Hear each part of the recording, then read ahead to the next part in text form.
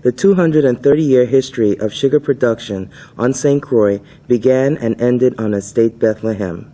This film is a tribute to the men and women who wrote that history with their labor and sweat, and also to a new generation that is working to preserve Bethlehem Sugar Factory and its story for future generations.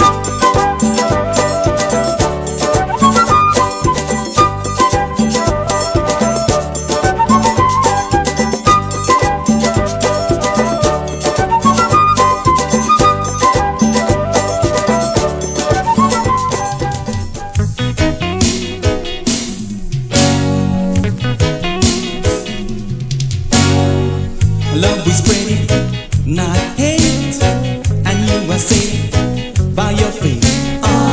Let them know salvation is free.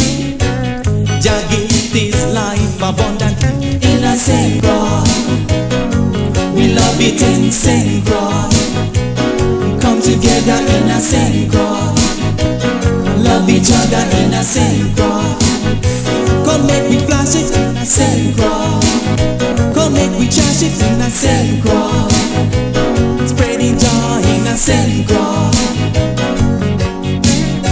From Christian State to Frederick State, not the state beneath in the rain. The hungry souls must be fed. You got to work for your daily bread. In a St. Croix, we love it in St. Croix. Come together in a St. Croix. Love each other in a St. Croix. Come make me flash it in a St. Croix. Come make me trash it in a St. Croix. Spreading joy in a St. The 230-year history of sugar production on St. Croix begins and ends on estate Bethlehem. The story of sugar and Bethlehem commences in 1733 when Denmark buys St. Croix from the French, who had owned it since the 1600s.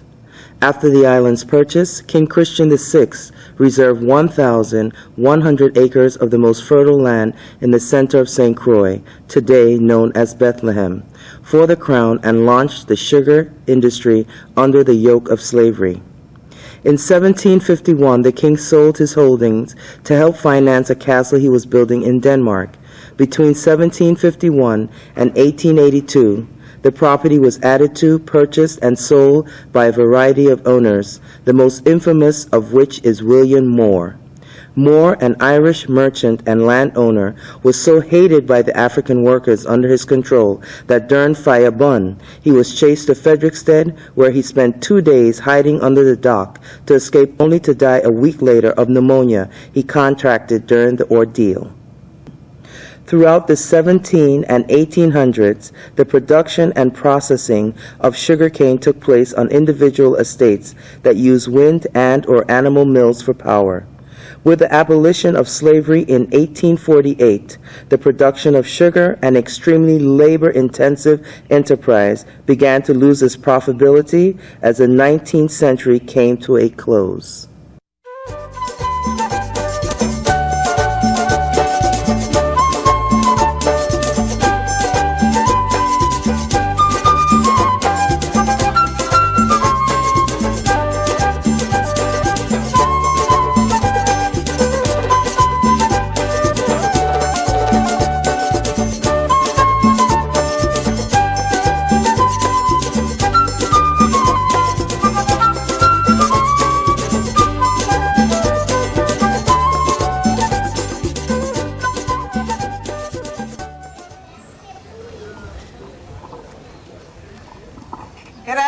afternoon, everyone.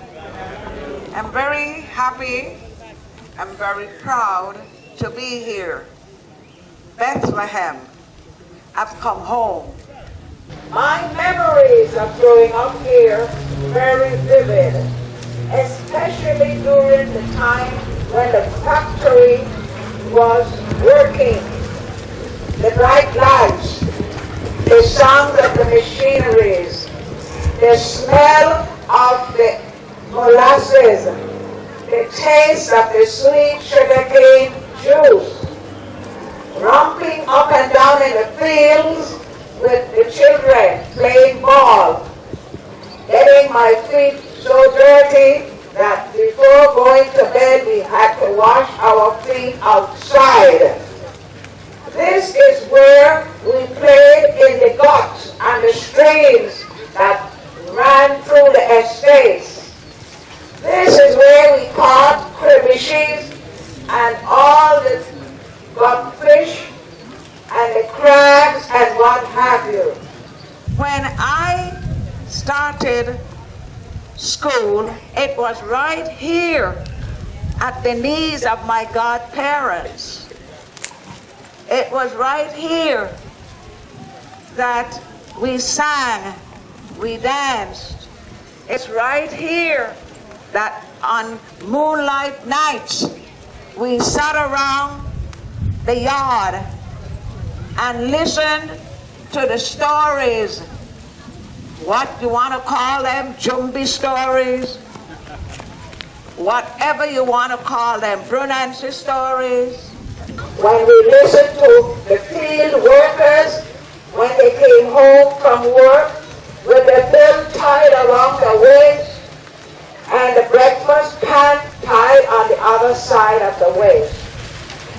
This is a welcoming for me. I have been through Bethlehem many times again, but the early years, my growing years, the people who tilled the soil, our grandfathers, great-grandfathers and great-grandmothers, who knew nothing about flush toilets, who knew nothing about running water, who knew nothing about electricity.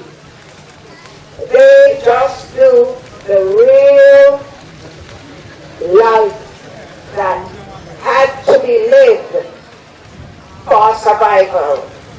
I came up through those early years. I can appreciate them. I think of them at night now, you know, when you're getting past the 18th stage, you have a lot of memories. And sometimes you don't fall asleep right away. They say some people count sheep, but I don't count sheep. I count the days that I spent growing up here. I count the times that I ran down to meet some of the workers to get a piece of sugar cane. I count the times when I had a good taste of the molasses. I count the time when we picked the tamarinds and soaked them in the molasses and ate them. I count the times when I walked with my godmother from our home to the church at Holy Cross. I also remember the times when we left from Bethlehem in our buggy with the beautiful horse and with the blankets spread over our laps. When we went to Frederickstead town to visit the rest of the family, or when we went to Christiansted to do some shopping. They were lovely times. They were beautiful times. The people who lived here in those days were happy. They struggled. They fought hard. They yearned for a good life. Most of them, or just about all of them, have passed on. But they have left a legacy for us to cherish. And I must say thank you to the group of young people who are doing all they can to revise, to rejuvenate, and to bring back some of that early culture that is lost. And I do hope that from here on we can be more committed to assisting situations and organizations such as this, because Bethlehem is always going to be here. I lived here, I was nurtured here, I love Bethlehem, and I'm very, very glad to be able to come back today in this capacity. Thank you and have a very good day. In 1902, two Lachman brothers, Johann and Jacob, came to St. Croix to look at land for purchase so that they could put into practice their belief that the mass production of sugar cane would make sugar once again profitable. So they came in 1902 and bought this land from Carson, who had owned it from 1882. The Lachmans bought the land, but because they were elderly gentlemen at the time, they put the land in the control of the son of Johann Lachman, who is one of the two that came. And Johann Lachman's son was called Karl Lachman, and he is really the Lachman that is known on this island for Bethlehem plantation. Karl Lachman did many things. To a large extent, that landmark of Bethlehem, that huge tower, one of the tallest structures on the island, was built under his tenure. The factory, as most people who are alive today remember it, the huge corrugated metal factory, was built by Karl Lachman. As a matter of fact, in the archives that was sent over from the Lachman family in 2002, I think, last year,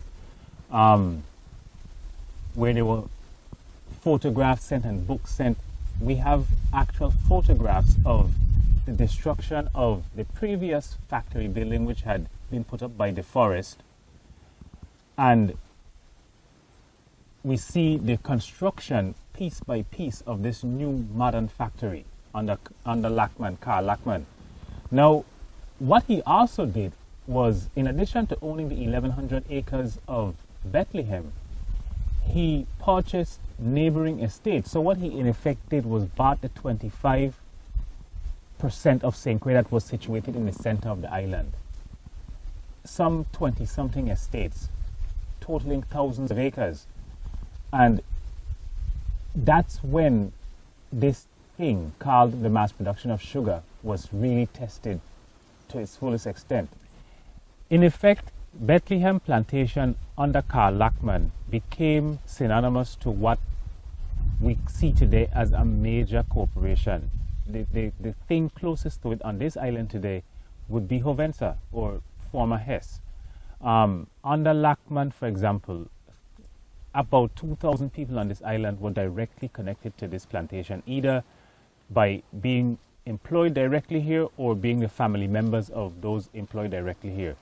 But he also did things such as modernize the whole concept of the corporate structure. There was a theater, there was a bowling alley, there were activities, there was a company store. So it was a model for the modern day company. And what was interesting is that because of its central location, Bethlehem is basically in the center of St. Croix. And so everybody had to pass this property en route to Christiansted or Frederiksted. So unlike many of the other estates that were more obscure because of their locations on the outskirts, this was up and forward in front of everybody's face on a daily basis. And as such, there is hardly anyone on this island who does not have some connection to this property. I mean, my grandfather, for example, on my mother's side, used to sew the burlap bags that used to contain the sugar. Wash your face in a sardine pan. You wash your face in a sardine pan. No, my girl, well, you ought to be ashamed, 'cause you wash your face in a sardine pan. You wash your face in a sardine pan. You wash your face in a sardine pan. Mildred, girl, well, you ought to be ashamed, 'cause you wash your face in a sardine. Okay, my name is Bodil Winona Mason Simmons. Simmons is my married title. Born in Bethlehem, raised in Bethlehem, married in Bethlehem, get 2 children in Bethlehem. All of us lived in Bethlehem. Like I said, we all born. Okay. We wasn't born in a hospital. The only one that was born in a hospital is Dale. Okay. I can't say for sure whether my grandfather worked in Bethlehem. I am not sure. Okay. But my father worked all his life in Bethlehem until the Virgin Islands Corporation closed down in 1965. Okay. Mama now, Yeah. she, Employment, yeah. the first job that I know my mother had was with the, what you call these people for the post office. Hansen. Okay. She used to be the cook Okay. for Hansen. And after she finished cooking for the Hansen people, they used to run the post office. Then they brought in the people from Half Island to cane cutters. And she was the cook, Okay. along with Leona Henry. Now, Okay. she lived here in Bethlehem. Bethlehem, which is Lower Bethlehem. Yeah. But she had to get up 4 the morning Uh-huh. to go over to Upper Bethlehem, because that's what part of the kitchen. So what part of Upper Bethlehem now? Oh God, You I got a have to shop. You take got a there. green shop. It was like in the middle of the village. And they had a big kitchen there where the men them would come and have breakfast. Of course, they can go cut cane early. Okay. So then mama then got to be over there 4 o'clock in the morning, mind you, to go get up and make tea, get breakfast ready. So they're going to eat the breakfast, then they got to now get lunch ready. And then dinner. So you could imagine that was all day mama there in this kitchen. Yeah. She and Miss Leona. Yeah. And now I being the 5th child, after some time like 9, 10, 11, I now taking care of the little one them back here. No? yeah. I got to know cook and wash and iron and what, you know what I mean? Then my mother used to cook for men working in the factory. In the factory too? Oh yes. So not just field workers? No way, because now remember now this cage crop was just seasonal. Okay, explain to me more now when it's a seasonal. Okay, I think the season used to start from like in January, and it could go as late as June, and after that cane season finished. Okay. So now the factory is still going on because they're doing other stuff, you know, Cleaning up. clearing up the land and the planting. You know, because remember we never used to have just cane alone, you know. I could remember when I come in from school in the afternoon, that same road where you're seeing now, where the trailer park and everything there. Yeah. I That's walk in that road. I believe Maggie probably used to do it too. But since we went to different school and so, Okay. I eat so much of ripe tomato, never eat sweet or ripe tomato. Yeah. You hear me? In abundance? You're here? Well, I will tell you the way I remember it. Yeah. Every child in Bethlehem was owned by every woman in Bethlehem. For example, my mother gone to work 4 the morning. She ain't coming back till late hours in the night. Miss Jo, who is Maggie's mother, if she see me doing anything wrong, you bet your bottom dollar, mama gonna know when she come home. And if I hungry and I ain't got no food to eat, I gone to Miss Jo's house. And Miss Jo gonna feed me. Okay. Or I gone to Miss Hall's house and Miss Hall's gonna feed me. Or I gone to Miss Seal's house or Miss Seal's gonna feed me. Or I gone to Gladys. Name any one Gladys of the women. McIntosh? Yes. Gladys McIntosh. So, But every woman owned the children, them that was in Bethlehem. We knew everybody. We were one big family. Ain't had no locking of doors in those days, you know. And when Mama hang out clothes, or Miss Joe hang out clothes, if rain looking to come, somebody going to pick them up. And we're going to pick them up, fold them up, and when they come home, you give it to them. Yeah, I mean, I wish that these days could really come back. I'm serious, but I mean, it's wishful thinking. But those were the good days where no child went hungry and no child could have been rude to an adult because when you pass an adult, it's good morning, good afternoon, good night. So you think that the closing down of Bethlehem and the dispensation of the families living that tribal living, village raising a child concept, when they close Bethlehem, you think that's the reason why all of that living stopped? Oh yes, because then we start spreading apart. You know, you gone there, I gone here. So you think it was beneficial to close Bethlehem? No, sir. So you think that's the worst thing happened to Hello. I will come back and live in Bethlehem today if they give me back that piece of land. Okay. I will come back and live in here. Like you call a gentleman named Proverbs. Can you tell me anything about this man, Mr. Proverbs? Who is Mr. Proverbs? Proverbs. He was He was from Beijing. But what role did he play? He was, what do you call, he was the overseer, the whole... He was the general manager. General manager. The whole overseer? Yes. And let me tell you something, don't talk about costs. Yeah. Oh, God. Proverbs couldn't spit out one before he spit out two. Oh, yes. Because, listen to me, that man was something else, you know. He feel that men run the show. So come 63 now, I got married. I went to Mr. Proverbs and I said, Mr. Proverbs, I plan to get married and I need a home. He said, girl, me don't rent woman house. What? You got to bring the man you can marry too. Because me don't rent woman house. Woman supposed to stay back at the man. I said, Mr. Proverbs, who tell you that God put Ada here to run woman?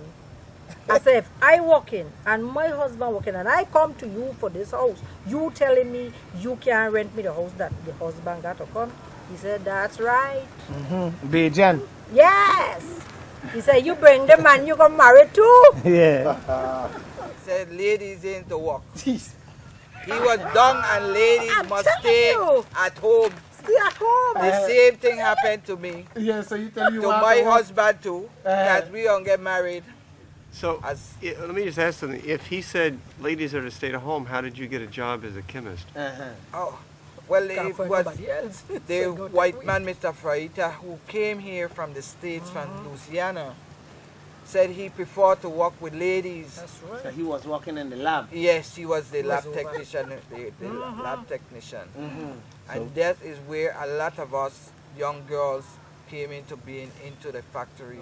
Model was? She was there. The right back there. My house is still visible. She was living right next to my parents. Right next to her parents. Back then, right here, the first the ruins still there. Well, we got to take a trip there and get to his house. That's right. Well, and the next house. In there wrong. No, in there. Which part I had lived with my parents is still there. Well, we can take a video. We got to take a walk there. The two first house right here. Yeah, we have to take a walk there with the camera.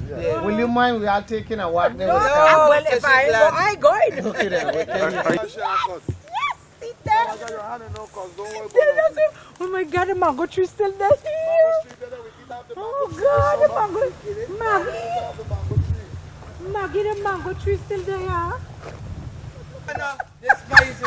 I can't believe this. Oh my God. Oh Jesus. Look at my house. Yes, I. This house was in ruins, pure ruins. Look at my house. Oh my goodness gracious. Yes, sir, she jump in. And she step in the house now. See my daddy room here? This is where my daddy used to be. And my mother. And my room was in that. So that was the room there. Yes, that was my bedroom. Yes, sir. Oh my God. We're going to build it back for you. We're going to build it back and put your name on it. Oh, Jesus. This is the family that be here. So the kitchen, look. Oh, God. This was the kitchen. And look at the sister. Sister still full of water. Sister full of water because... Ah, Jesus. Oh, my God. Oh, my God. Oh, my God. Every sister in Bethlehem full of water. Oh, my God. That's I right. cook in here and just used to come and dip up water. Well, my This God. was the kitchen. Jesus. We're going to bring it back. Oh, God, my heart racing. Yes, sir. Is this for real? This is the real thing. This is what Oh we're my doing. God, That's my how we oldest feel. child is 40 years. That's right. Oh my God, and the water is this. The wall's still strong. Trees growing, cover it Oh, down. Jesus. We will store it. We're going to build it Oh back. God, calm down, calm down, calm down. That's right, cool. Hello. This is amazing. It ain't grow when I come down from Bethlehem. I'm sorry, I'm getting so excited. Okay, Ivy. Okay. I can't believe this. That's right. Oh, Jesus. This is your Bethlehem. Worry, look at that worry still. Watch the worry see them. That's the play the worry game. You know, if I do this, We will burn you. and I put it on you, will it give you a burn. burn. Ellie! I'm in the kitchen! You stand in the kitchen! What you used to cook I think on? I got in the car. You got in the car? What you used to cook on in here? What you used to use? A stove? Cold pot Cold and pot. oil stove. And the oil stove. The Yes. battered two burner oil There you stove. go, I yes. know the oil stove. This, you know, it's to smoke because we make sure we clean the oil stove so it ain't gonna smoke. But the cold pot now you put it out in the gallery and you fry your fish. You got a sweeter fried fish better than a cold pot. And so this Saturday, that's all cooking the fish? That's right. Every Saturday was fried fish and bufunji. Yes, And sir. every Monday was red pea soup. Yes, sir. You're 7 years old now. Yes, this was my daddy bedroom right here. Mommy and daddy. No, in those days, mother and father ain't living together. Used to visit. Okay. Some daddy bedroom Daddy there, there here. and mama bedroom there here. And then of course my bedroom there down there. Plum tree now. If that sister they could have talked, could have tell her you have kind of thing. Well, let's hear. Let's hear. This plum tree, we used to clean fish and thing underneath This here. plum tree there here. Yes, that plum tree there. Yes, sir. Ban and meet it there. I ban and meet that plum tree there. Because I ban in the house up there. Yeah. But then we moved down here as a little girl. Yeah. And under the tree here, I used to come to clean fish. Okay, Because so of course it was like a whole big family. Yeah, and Maggie the same thing with you.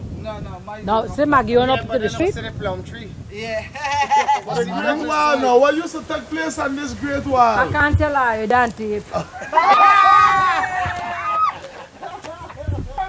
Can't tell her, you don't tape, my son.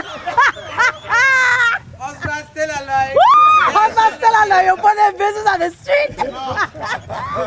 A serious, my son. This What? is where you could have gone and get your leg Hello. sugar up with your My hubby and son, you hear say sugar factory? Yes, sir. All right, all the sugar up there. Yeah.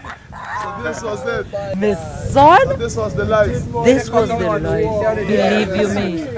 I can't believe this. You wash your face in a sardine pan. You wash your face in a sardine pan. Mildred, girl, well, you ought to be ashamed, 'cause you wash your face in a sardine pan. You wash your face in a sardine pan. You wash the thing in a sardine pan. The modernization and industrialization of the sugar industry on St. Croix, which began in 1903 under Carl Lockman, returned profitability to the industry.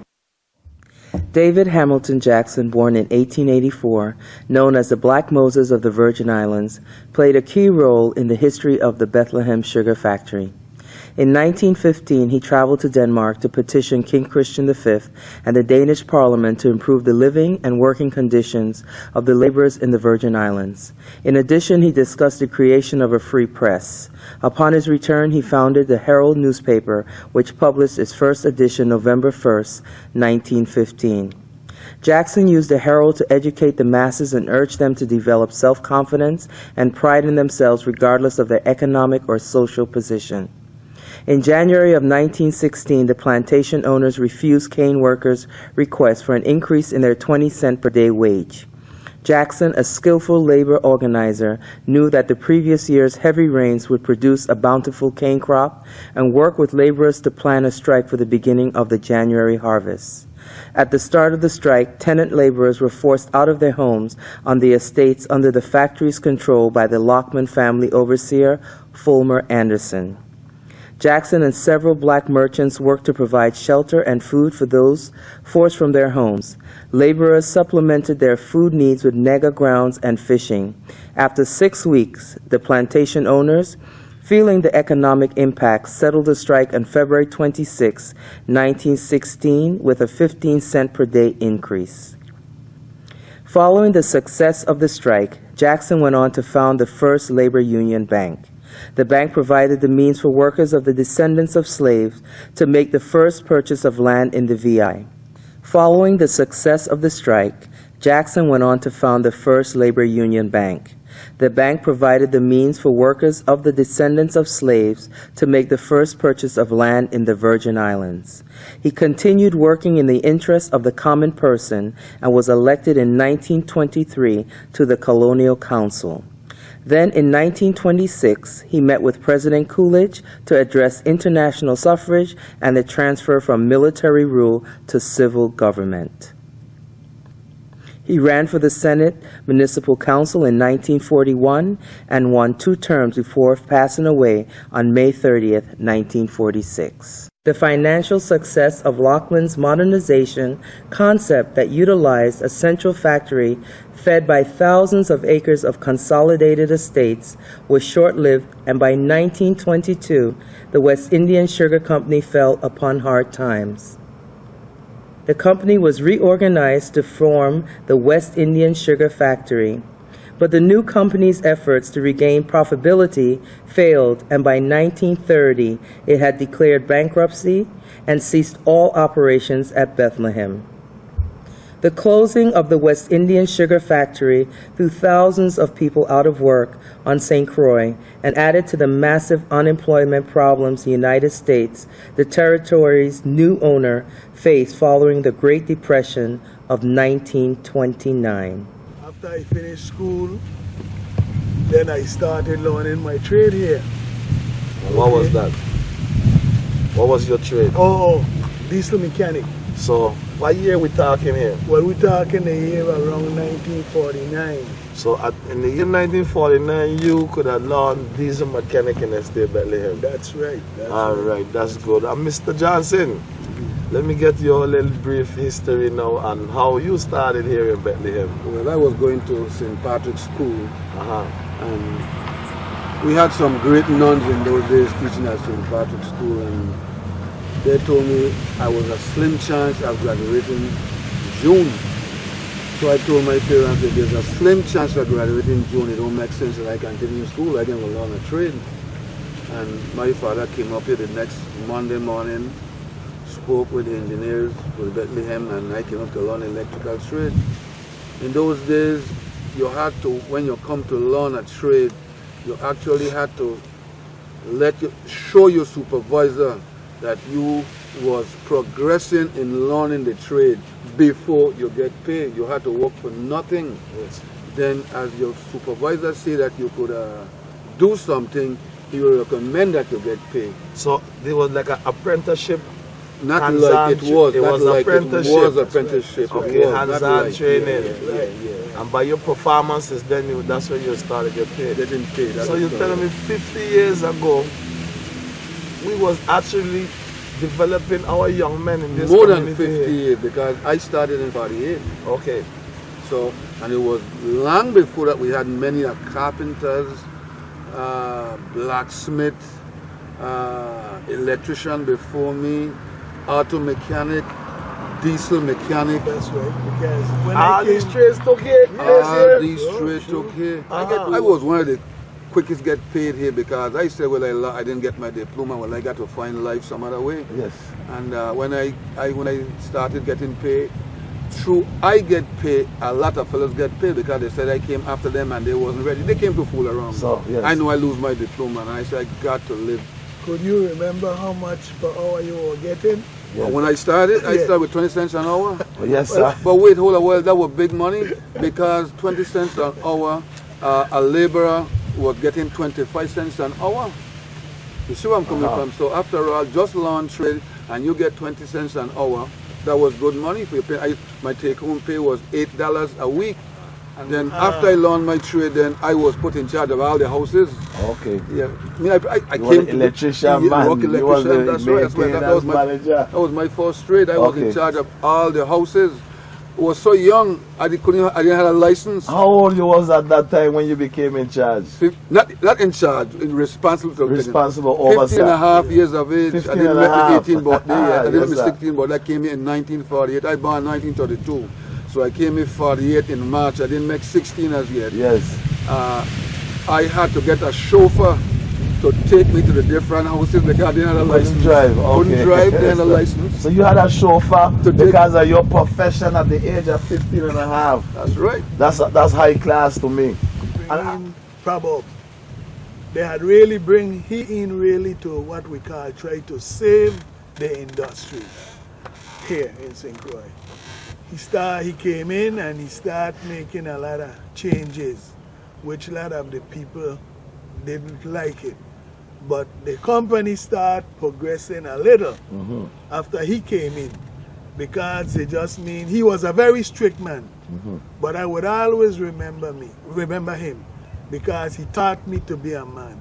He taught me how to be responsible as a young man. He had a slang he used to tell me. He said, Edney, you may think I hard on you, but he said, you are one of the youngest mechanic in this shop, and I am teaching you to be responsible, that any place you go and work, you will be afraid of no one. The sugarcane industry, it was really a losing business. Losing business, man. Now let me explain something to you. I grew up in sugarcane. That's right. Yes. It was hard work and small pay. Yes. You understand? A lot of the young people wouldn't want to do that kind of work. That's hard work. It's real hard work. Yes. Too much of handling. You understand? The first thing you depend on the rain. And that was one of the first things. The drought is what started killing the business. We start having a lot of droughts. Then when you look, they have to import a lot of fertilizer. Then they had to get equipments. They hold up with the weeding. We invent equipment for weeding, busting the banks, and everything like Not that. only And that, it was very but costly. what really happened to people of my age who was 25 and 30 years of age didn't want to cut no cane and weed no cane. So they started going to the U.S., Puerto Rico and all like that. Was Bethlehem a city? Well, it was something like a city, yes, because a lot of people used to come from. Bethlehem was like what we call the capital for all the other estates, okay? Frisenberg, Saint Farm. The whole Farm Belt. Yeah. It was like everybody will come here to the ballpark on Sunday afternoon, or in the afternoon when guys who interested in playing baseball, cricket and all those things, they come here in the afternoon and, practice. And then on Sundays they have the big games and all like that.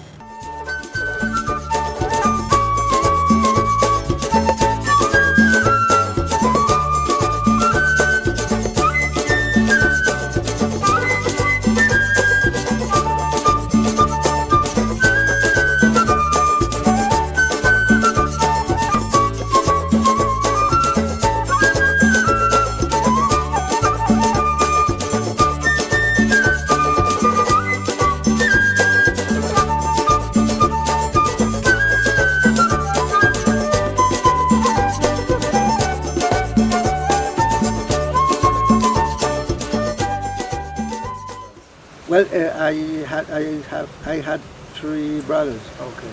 And Older, younger? one younger, the other older. Okay. And they work in the industry too? They work. Did you have born in St. Croix or did you come from Vieques? Come from Vieques. You came from Vieques, the young boys. So your parents, your father came here to work in the sugarcane industry. What year they came? They came here. Well, my father was here before, but we came here in After? 27. Okay, So your father been here before around what year? He was here about 20, 21? 20, 25, 24, something like that. Okay, and then he went back for the And family? he went back and Get a Bring up the family. brought up the family. Okay. Oh, was it a long time before you went back down to Vieques? A long time. It's been a long time before you went back down, eh? Because in those days it was really hard to travel. And To travel, right. Yeah. You didn't have transportation right now. Yeah. Now. and they were so close, yet they were so far away. So when you went out in the field to work, you had a crew, 50, 60 people working. Working there, yeah, doing the cutting, Yes. the loading, and everything. And the Yeah, let's say it's 2 rows to each person. Then 4 person will make 1 row of cane when they are cutting. Yes. So for every 8 person is two rows of cane.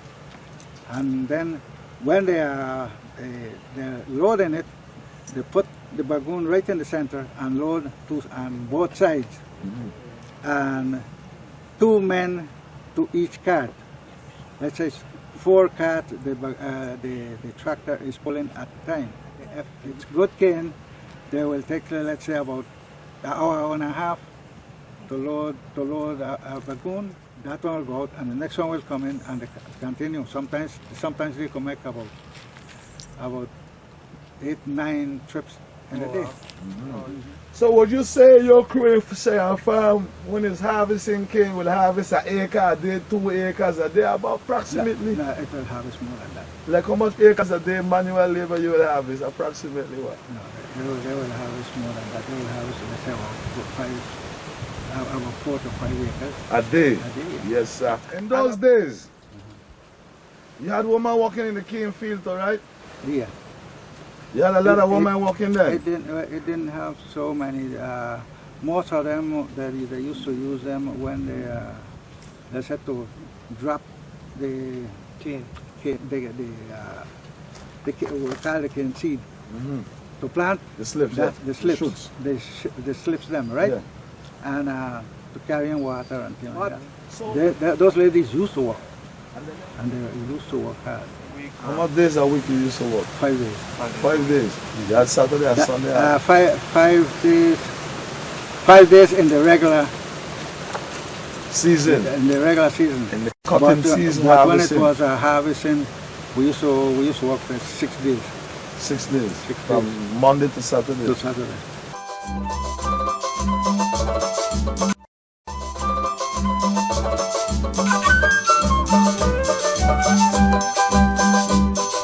Wash your face in a sardine pan. You wash your face in a sardine pan. Mary, girl, well, you ought to be ashamed, 'cause you wash your face in a sardine pan. You wash your face in a sardine pan. You wash the thing in a sardine pan. The federally owned and operated Vicor project never operated at a profit after its creation in 1934 and required continual subsidies to stay in business. Because of its drain on the U.S. Treasury, a decision was made in 1964 to close the factory, and the last sugar crop was taken off in 1966. Shortly after its closure in 1966, the factory and its signature metal buildings were sold and shipped to Venezuela, where it remains in operation today.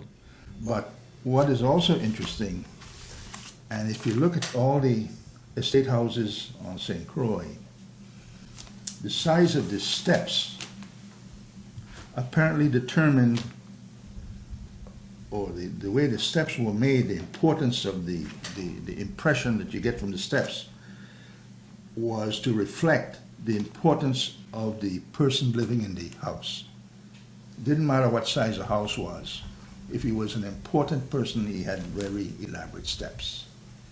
At one time, because the sugar boilers, the guys that boil the sugar to determine when to turn the fire off.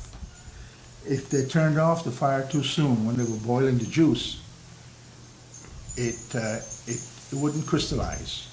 If they turned it off too late, it became a mass of glue and sticky molasses, which was useless. It wouldn't crystallize. So they imported sugar boilers to train locals, and they were the highest paid people on the whole estate, the sugar boilers. And they lived in this dwelling for a while, in the great house. And it's very unfortunate that when Harvey Alumina acquired the land, the first thing they did was to remove all the roofs from all the buildings. And that just killed it. Because once you open up the ruins to water and tree growth and stuff, you wipe it out.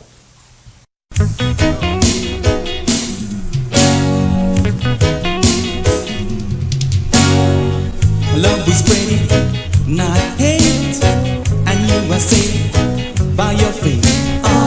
Let them know salvation. After its closure in 1966, the bones of St. Croix's most important sugar factory laid in the bush for the next 36 years. In 1998, St. Croix Farmers in Action recognized the historical importance of the site and began to organize its members and community volunteers in an effort to remove the bush that had overtaken the 22 acres where the factory once stood. Today, after thousands of hours of hand labor and sweat, this icon and last link to St. Croix's 200-year sugar era is re-emerging from the bush and is at the center of an innovative redevelopment plan that will transform it into a world-class agro-heritage tourism destination. Come together in a St. Croix, love each other in a St. Croix. Come make me flash it in a St. Croix. Come make me trash it in a St. Croix. Spreading joy in a St. Croix.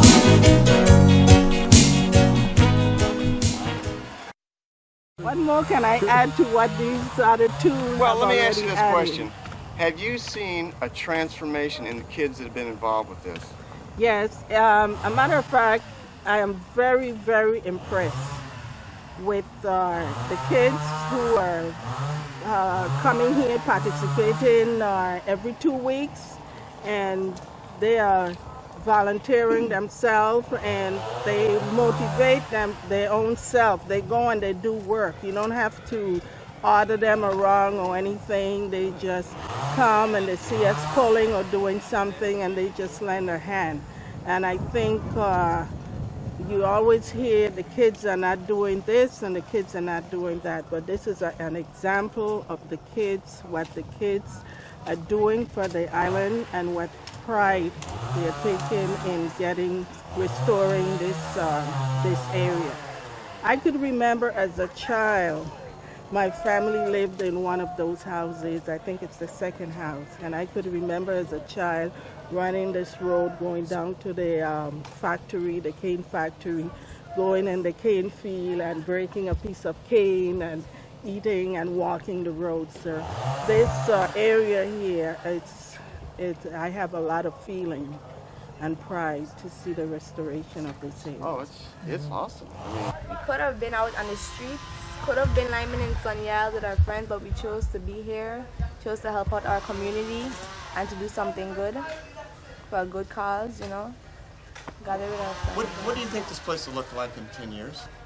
Ooh, I think it'll be very clean because even in the summer, we're supposed to be having this summer program where we come here. I'm not sure if we get paid or not, but we come here to help clean, do something positive somewhere. But I think in 10 years, it'll be clear and, you know, we could be proud of what we did and come back and say, well, this is what we did. Yeah, I helped to make this place look like how it looks now in 10 years from now.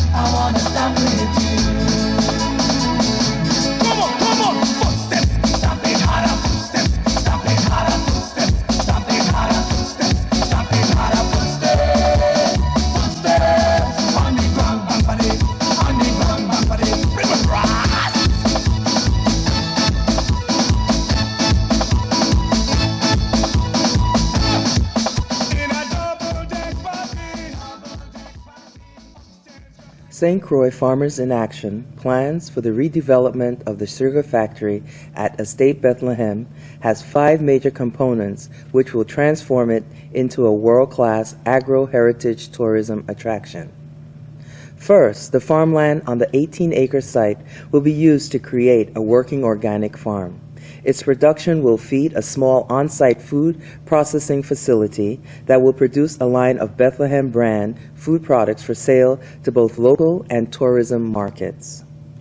Second, an agricultural museum will be established in the former manager's house and will focus on telling the story of St. Croix's agricultural history from the perspective of the island's slaves and wage laborers. Third, a cultural arts school on the grounds will teach and help preserve traditional handcrafts that are quickly disappearing in the Virgin Islands. These items will be marketed both locally and off-island as well.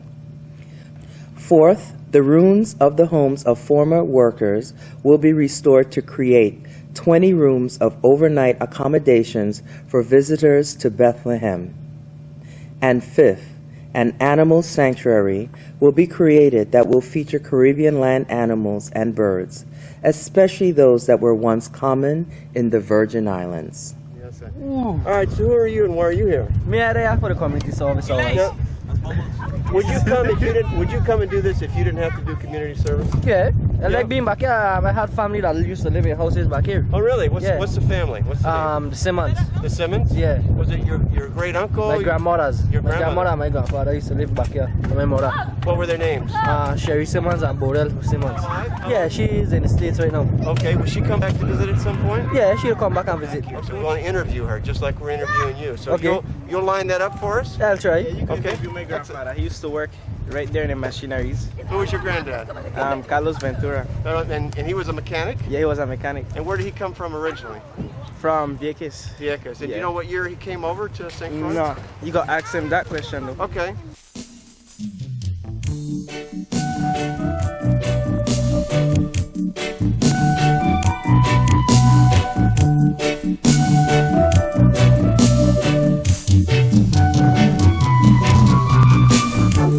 Guidance, my brethren, guidance, peace and love. I may the blessings of Jah be always with you. I may He shield you with His love now. Guidance, my sister in guidance, peace and love. I may the blessings of Jah be always with you. I may He shield you with His love now. I leave you in the hands of the Almighty. As we both go forth on our separate journey, remember, steadfast in His glory, and He will guide you surely. And envy not of evil men, nor seek to be like them, for their ways lead but to destruction, and to an everlasting end. Seek the truth and righteousness, like unto thy Father, yeah. And He will exalt thee forever, yeah. I say, guidance, my brethren, guidance, peace and love. I may the blessings of Jah be always with you. I may He shield you with His love now. He showed me some, cut some for me. Cut some for me.